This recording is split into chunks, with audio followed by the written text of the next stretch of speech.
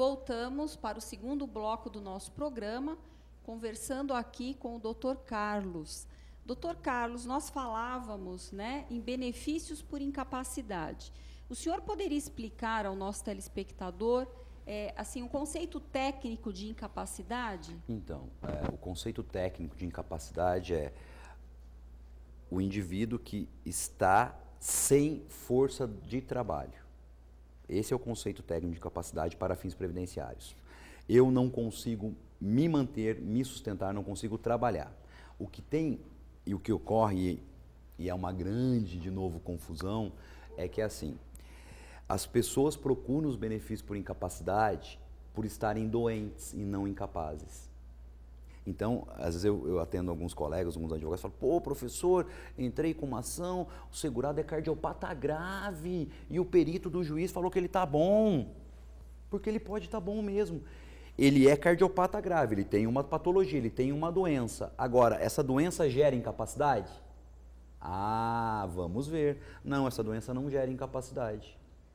Então, muito embora ele tenha a patologia seja grave, ela não gerou incapacidade para o trabalho. Então, as pessoas acabam confundindo em eu estou doente ou eu estou incapaz. O direito previdenciário protege incapacidade, não doença. Então, hoje, uma coisa até que muito médico não sabe, deveria saber, mas não sabe, e os advogados previdenciários deveriam saber também, eu tenho uma classificação internacional de doença, denominada CID.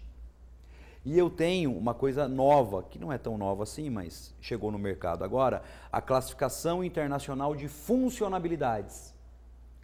Então eu posso ter um CID da cardiopatia grave, mas quem vai falar se é capaz ou incapaz é a CIF.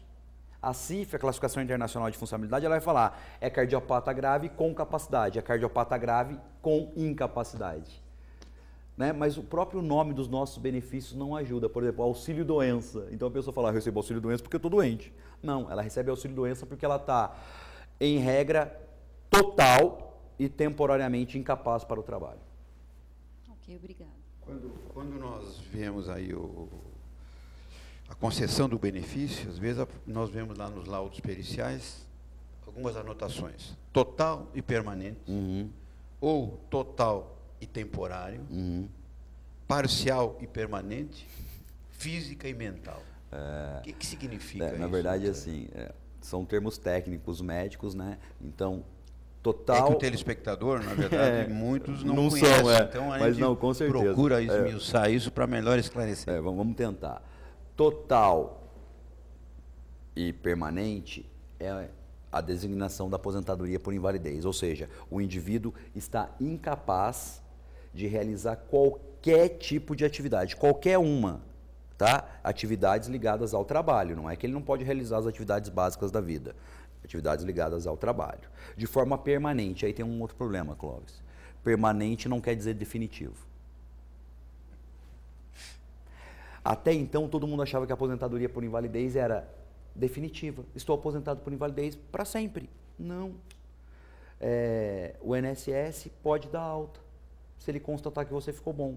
Então, ela é total e permanente. Permanente até quando? Enquanto dure. É quase igual um casamento. Tá? Né? Definitivo seria a morte. Casamento seria permanente. O Vinícius de Moraes já definiu, então, o direito previdenciário há muitos anos. E muito bem. Total e temporário, que é o auxílio-doença. Ele está totalmente incapaz por um prazo, entre aspas, que eu posso prever. Por isso, temporário. Eu posso prever quando a pessoa vai ficar boa ou não. Parcial e permanente, que é o caso do auxílio-acidente.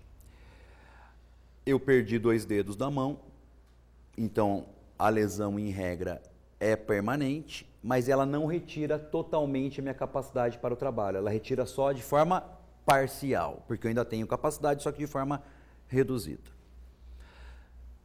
Aí a outra era físico e mental. Físico, qualquer patologia física. Mental, psíquica. Mas aí tem um problema que não está aí nas questões. Uma coisa nova, né, chamada invalidez social ou incapacidade social. Um exemplo típico é o caso do portador do vírus HIV, da AIDS, e muitas vezes ele aparentemente está bom, fisicamente está bom, mentalmente está bom, mas a sociedade não aceita ele. Ele não consegue adentrar ao mercado de trabalho ou voltar ao mercado de trabalho. Se ele é segurado previdenciário, ele tem direito de receber ou auxílio-doença ou incapacidade, ou benefício da aposentadoria por invalidez. Se ele não é, ele talvez tenha direito a receber a LOAS por incapacidade. Por quê? Porque se a sociedade não quer, ele virou uma pária, ele está sendo proibido de trabalhar e, portanto, de ganhar o seu sustento. E hoje, o conceito social, pelo menos no que tange ao direito previdenciário, de forma judicial, existe. O Poder Judiciário hoje já vislumbrou a aposentadoria por invalidez ou auxílio-doença por invalidez social. Agora, me diga uma coisa, para uma curiosidade minha e certamente deve ser a curiosidade também do telespectador. Alguém que ganha, vamos imaginar, R$2.000 e tem benefício de uma dessas incapacidades. Quando ele vem a receber o benefício, esse benefício vai ser no mesmo patamar do seu salário ou não? E, se não, será permanente também essa diminuição da renda? Então, Clóvis, não, excelente pergunta, e é uma pergunta que todo mundo faz, os clientes fazem, os colegas estão chegando na área também. O que acontece?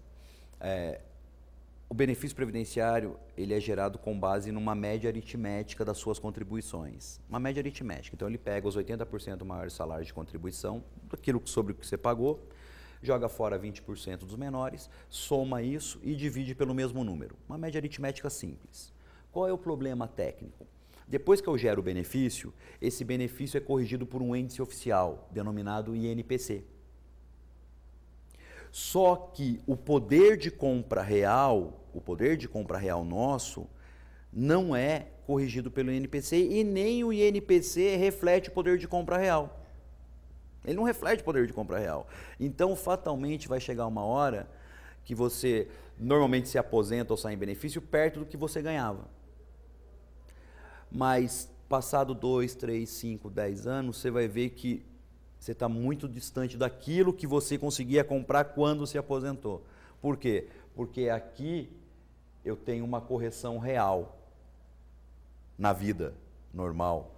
E aqui no benefício não, é um índice delimitado pela regra, que é o INPC, que não é o índice correto para corrigir aposentadorias e pensões, porque a população-alvo do INPC, que foi criado em 79, na verdade, Índice Nacional de Preço ao Consumidor. Então, é o consumidor e não aposentado e pensionista. Nós vamos... só vou depois deixar para o próximo bloco você me responder o seguinte. Eu tenho um caso que me foi relatado essa semana, que achei curioso, e o próprio beneficiário achou estranho. Ele ganha vamos supor, R$1.000, e ele trabalhou muito tempo em uma outra empresa, e agora ele teve um afastamento por uma doença grave. E aí ele me falou o seguinte: você sabe, ainda ficou brincando, você sabe que teve uma coisa boa nisso aí? E o que foi? Eu estou ganhando mais agora do INSS do que quando estava trabalhando. E aí ele me falou: será que está certo isso? Aí no próximo bloco você vai dizer por que isso pode acontecer. Tá bom, Silmara, então nós vamos encerrando esse segundo bloco, né? E o tempo está passando muito depressa, né? Porque o assunto é muito interessante. Nós não passamos nem da primeira página do livro do doutor Carlos. Bom, telespectador, então vamos a um breve intervalo e logo mais voltaremos para o terceiro bloco. Lembrando a você que o nosso programa será reprisado na sexta-feira, às 7h30 da manhã, no sábado, às 21h30 e no domingo, às 22 horas. E, se você quiser ser nosso colaborador, envie um e-mail para direitosdeveres@oabguarulhos.org.br ou ligue para 2468-8199. O programa Direitos e Deveres volta já.